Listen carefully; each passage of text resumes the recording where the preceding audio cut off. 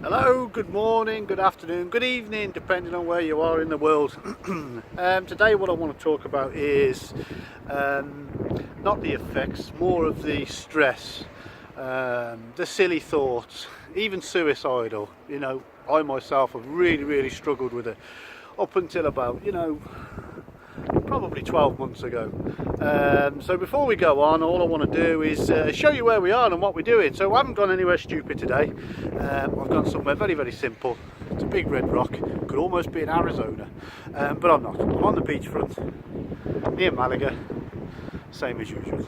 Okay, so let's dive right in. So at first, I was diagnosed with a very rare, incurable Hodgkin's lymphoma. They only treat very few a year, and the survival rate hasn't been the best. I wasn't given a very good outlook, and they wouldn't treat me. But we fought, and we're here today, 5 years later. So the hardest part is after the chemotherapy. For me, after the chemotherapy, because during the chemotherapy you haven't got enough time to be thinking about stupid thoughts. What you're actually doing is focusing on something to get through the chemotherapy, because that's incredibly bad all on its own. The cancer, being diagnosed with cancer, you're too afraid to be dying, to be thinking about wanting to do stupid things, and and stressing about am I this, am I that. No, you don't really think about it. Actually, after the chemotherapy and struggling to be able to be yourself again, and struggling to be able to work and things like that, and just general stuff in life, that's when it all becomes a little bit difficult for me. And I know that other people struggle with this. I know a couple of people that have struggled with it, and I know one particular person that struggles with it in a different kind of way, but I know people do struggle with this, and they have stupid thoughts as well. For me, what I can remember, I can remember because it's very vivid to me. It was one of the most stupidest things I've done, and I was really struggling because it's really hard, after chemotherapy and after cancer, and the not knowing for me, because having an incurable cancer, you every 5 minutes you've got a pain. Today I've got a pain, and you're always thinking, oh, crap, has it come back? Is it back? And I'm going to be back having that flaming horrible chemotherapy again. I don't think I can have it again. I've got to go through stem cell I don't know what it is. I've got to go through other stuff if they can treat me again. That's why I work out so hard. That's why I do what I do. That's why I'm miserable, and I don't really do a lot. I want to be here. I want to do as much as I can with my wife and my son. So the last time I had an incident, it was an eye-opener for me. I was very upset, even to the point where I actually did give in. I did go for a bit of counselling. It didn't work for me, counselling, because I don't know, it's like somebody saying, oh, I can hypnotise you and stop you from, I don't know, breathing, or make you say something that you didn't want to know. It doesn't work on me. Maybe I'm too mentally strong for that sort of rubbish. So what happened with me is I got home one day. I'd had a really bad incident. I was driving a truck at the time, and something happened, and normally these things are all triggered by something, but not being well at the same time. I had a cold, I had a bad chest. It was in the UK, it wasn't here. I had a cold, I had a bad chest, and it was just all not feeling well. It wasn't feeling good, and you start getting frightened and all the rest of it. And for me, I'm not frightened to death. I've had my chest pumped on the table. I haven't been, I've had an outlook of not living for a very long time, not having a long left. I've experienced it. So for me, the death bit doesn't worry me. My main worry is leaving my wife and my son. I don't care about anybody else. I don't, and nobody else does. Everybody only cares about their immediate family, and they do. That's just life. That's what happens. I don't want to leave my he's now 14. I don't want to leave my 14-year-old son here. on his own, you know, and his mother on his own. I don't want to leave my wife here. I love my wife to death, and you know, and without her, you know, I don't praise my wife enough. I said that in the last video. Without her, I wouldn't be here today. You know, even 22 years ago when we first met, I was a proper bruiser. You know, I was out scrapping with as many people as I could. I was a proper, you know. I was into the knuckle game all the time. You know, there'd be 10 men and I'd want to beat them all up, because that was the sort of person I was. You know, it was only gang related, it was all stupid stuff. But without my wife, I wouldn't be here today and got through that. Without my wife, I wouldn't have survived as far as I've come now, you know. And she's been my strength, and my son, You know, I explained about not being able to do things in I think 2 videos before, you know, the fight. Wanting, you know, having my focus and having my target, and I wanted to get my chemotherapy and I wanted to get through it. Well, actually, you know, a lot of the percentage is from my wife and my son. So that's that. But this particular incident, we'll get back to that. I know I do go off. I start to go off a little bit. It's what my punch-drunk brain does. This particular incident, I got home and I wasn't feeling very well, and it wasn't good, and something just triggered, and I did something really stupid. I threw a few things around the house. I would never ever hurt any of my family. I wouldn't lay a hand on them, but I'm not really a materialistic person, not anymore anyway. I couldn't give a monkeys, you know, and I knocked a few things over. I just walked out the house, got in my car and drove around, and sat in a, you know, this is hard for me to tell the world, but I think because cancer sufferers all go through the same sort of thing all the time, you know, I feel that we need to tell. And a lot of people would be very surprised by this. A lot of people actually assume that I'd probably beat my wife up because of the way I look, the persona, and who I am. No, it doesn't. No, I don't. But I went out in the car, and I was, you know, it was the middle of the night. I think it was about 2 o'clock in the morning or something stupid like that. And, you know, I'd found a piece of hose, pretty much, and I wasn't going to be sucking water out of a lake with it. Found a piece of hose, you know, and I had some tape in the car. Yeah. I was thinking of different things because I couldn't handle it anymore. I couldn't handle the stress of it, not knowing whether I'm going to survive. You know, and I got out of the car, and I was looking at the tailpipe, and I was looking at, you know, taping the hose pipe to the tailpipe, shoving it through the back window, and just letting it happen. I hadn't got the balls for that, to be honest. So I went and looked at a tree. I actually tied this piece of hose on a tree and looked, and wow, that's very easy. But then something told me, don't be so stupid, your son and your wife. And it stopped me. It stopped me, and I'm so glad it did, because death doesn't fear me. I'm not bothered at all. For me, it's like going to sleep. You know, like I said, I've been pumped on the table. It was just like being knocked out in a fight. I just can't remember. And all this nonsense of people saying, "Oh, I could see myself from the corner of the room." Don't talk crap. No, you couldn't, because I bloody couldn't. It was like being knocked out in a fight. So, you know, and something triggered and stopped me from doing it. And the stress of chemotherapy and the stress of cancer was so great. It was hard for me to fight against that. Hard for me to fight to say, no, I don't want to die. Yes, I do want to die. No, I don't want to die. Yes, I do want to die. And it was really hard. It's really hard. And a lot of people, so many people who relate to this, it's really, really tough. You know, even people with mental health issues from drug abuse, for instance.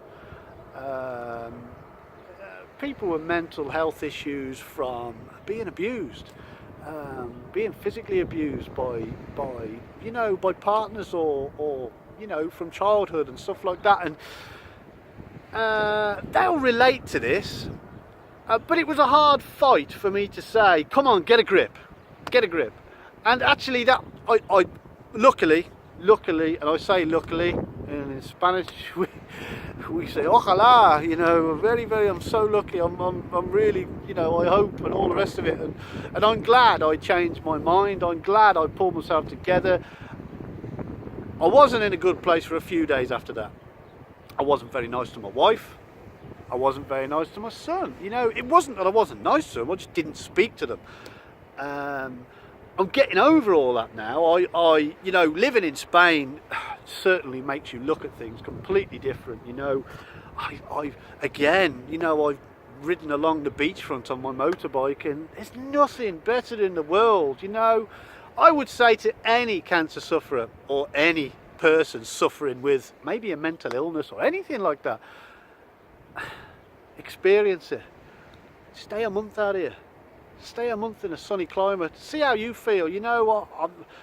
The sun, the sea, the rocks, the sand, everything. You know, there's no stress out here. We work to live. We don't live to work, which is where it's all gone wrong in the UK. But that said, you know, getting back to the stress thing, I don't have any stress here. I don't you know, I don't have stupid thoughts anymore. I don't, you know, like I said today, I've got a pain in my side.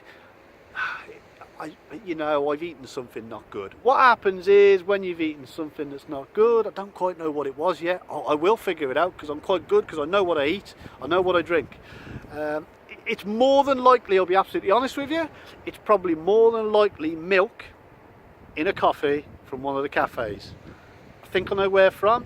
I probably won't go there for a while because they've used dodgy milk, but that's what happens when you've had chemotherapy. Your body is completely different to what it used to be.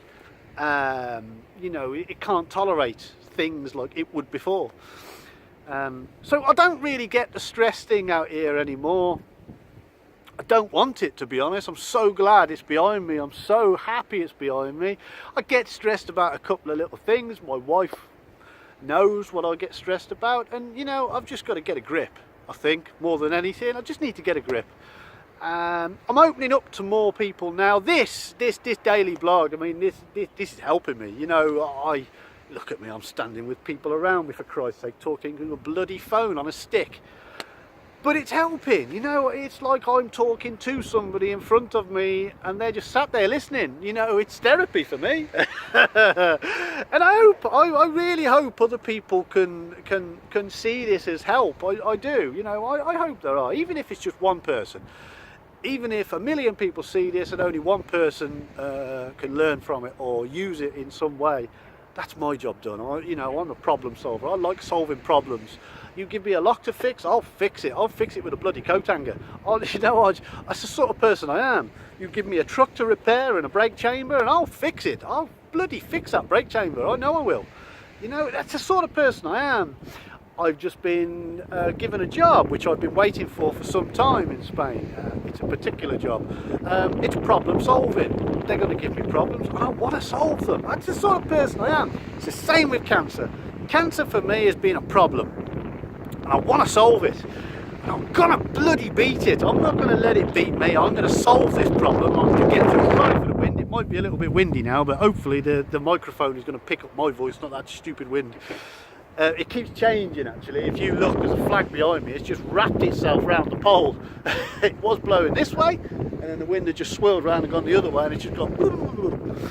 So I want to solve this problem and get rid of it. So we will all, every single person going through chemotherapy or going through cancer or not even going through chemotherapy, just with the cancer, you know, people waiting for a biopsy. You know, I was reading on one particular group on Facebook today that there's a lady waiting for a biopsy and she's a bit worried because she's got to go and have a test somewhere else and somewhere else and somewhere. It's normal. It's normal. You know, I had 150 tumours, for Christ's sake. They did a biopsy on one of them only because we argued for so long, because I was end of life. They wouldn't treat me. Only because we argued for so long, and then finally they did a biopsy on biggest tumour. And the funny thing is, the tumour was in this armpit, tucked right up into the socket, right up here. But to do the biopsy, they stick a needle from your chest here, straight into the tumour, into the socket. So you know, you've got a needle like that, and it's like a thick 6-inch nail. It's awful. But actually, you don't really feel it. To be fair, they put a bit of anaesthetic around where they're going to poke the needle in, make it go a little bit numb, but you don't actually feel the needle when it's in. You don't really feel the pain afterwards, to be honest. You have a little, like somebody poked you in the chest with their finger, I suppose, for a few days. But they did that, and you know, and you start thinking, well, why haven't they biopsied all my tumours? Why haven't they done this? Why haven't they done... Oh, it's just normal. They just, you know, they just want to find out what it is, get it done, and then you'll go for a test somewhere else, and the stress of that alone is bloody worrying. But the trouble is, you've got too much to think about for that to be stressy. You know, just want to get over that initial bit. After the cancer is where the hardest bit is. For me, it's been the hardest bit, and I know other people have got the hardest bit. Is it coming back? Is it coming back? And that's the main thing. Is cancer coming back when you've been treated? Well, who knows? You know, like I said in my videos, I am going to do one on what I do. And I've been feeling well for the last couple of months, and unwell for the last couple of months now, and I've changed a couple of things, and I think I'm turning a corner with it. So hopefully, fingers crossed, ojalá, and all the rest of it. I hope so. I hope so, and I think it's working. So listen, I do rabble on. I know I go off course a little bit, but please don't let the stress take over. Don't let the stupid thoughts take over. If you could take 5 minutes out when you get towards that area, go and do something. Like I said on the focus, you know, on your targets. Find a book to read. Just find whatever your hobby is. Go and do it. You know, I went to the gym and I actually smashed the punch bag to pieces. You know, I've done a lot of martial arts in my time, and you know, a couple of lads in the gym in the UK will know that when they've watched me through the window, it's like watching some sort of psychotic idiot that's actually probably, I don't know, some psychotic idiot with a flaming 6-foot punch bag in front of them. You know, I imagine that there's 10 men in front of me and absolutely slaughtered a lot of them. That's my hobby, that's my aggression out. If you know how to take your aggression out, or your stupid thoughts out with a hobby that you're interested in, climbing rocks for instance, you know, or over there in the sea, or yeah, whatever, climbing a bloody tree, you know, scratching your name into a curbstone on the road, who cares? Do it, because it'll work. Now listen, I've rabbited on too much. We've got into over 17 minutes now. Please, I'm gonna do different videos every single day, or try every single day anyway, and do my thing, do my bit, do my help me. You help me, I help you. Let's all, and leave a load of comments. You know, even people that know me. I've been learning that people have been watching this, people that know me. Just leave a comment. Just tell me. Am I doing good? Am I doing bad? Am I an idiot? Am I ugly? You know, whatever. Just leave a comment, like, subscribe, do your thing, people. Listen, if you've got any queries, anybody that's a bit worried, anybody that's got these mental, you know, these mental issues going on, I don't mind answering questions. I like solving problems. I like trying to advise. If I know about something, I'll tell you about it. So please, even if it's a private message, the email is in the YouTube channel anyway, so just send me an email. I'm not bothered, or leave a comment, and I'll get back to you. Please like and subscribe, and I'll see you on the next one. Peace.